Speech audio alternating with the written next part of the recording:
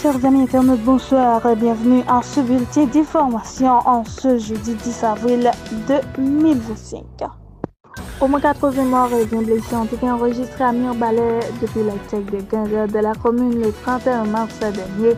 65 des personnes tuées ont été recensées parmi les bandits armés selon un bilan partiel de la police nationale d'Haïti rapporté par le délégué départemental du centre Maître Frédéric Ourséan lors de son intervention à l'émission Boucanter la parole. Les attaques contre la commune de Mirbalais ont fait au moins 80 morts et 20 blessés.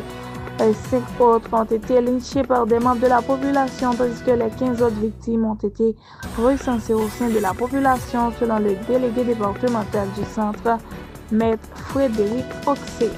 Le bilan de l'effondrement du droit de la discothèque Jet Acid de Minderto dans la Martinique du mardi 8 avril 2026 s'élève à 218 morts et 189 blessés, selon les données recueillies par le journal dominicain L'Istendialo. Concernant l'identification des corps, le directeur du centre des opérations d'urgence, Juan Manuel Mendes, a indiqué que l'Institut national des sciences médico-légales sera chargé d'identifier les corps.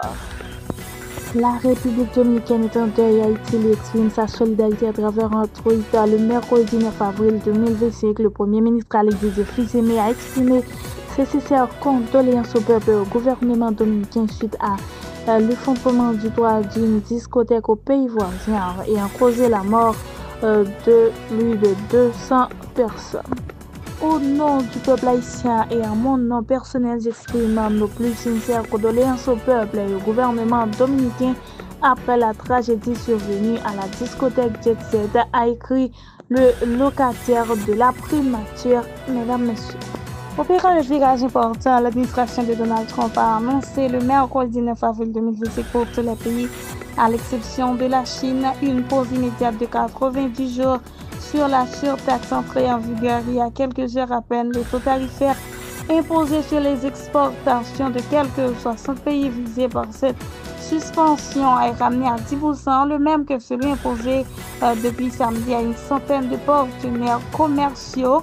La Chine voit de son côté une augmentation immédiate de ses droits de douane à 128%. Le secrétaire du Trésor américain Scott Bessent a évoqué l'escalade de la Chine. L'ancienne fonctionnaire de l'ONU et militante pro-démocratie Monique Lesca condamne le comportement des autorités qui ne font que constater l'expansion des gangs armés sur le territoire national. Elle n'écarte pas la possibilité que les autorités au pouvoir sont de connivence avec les groupes armés. Le fait qu'ils arrivent à exécuter leur forfait prévisible en toute quiétude.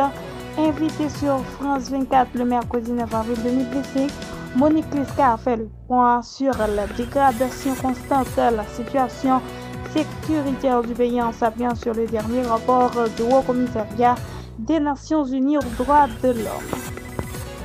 Chers amis internautes, c'est ici que prend fin le bulletin d'aujourd'hui. Merci de l'avoir suivi.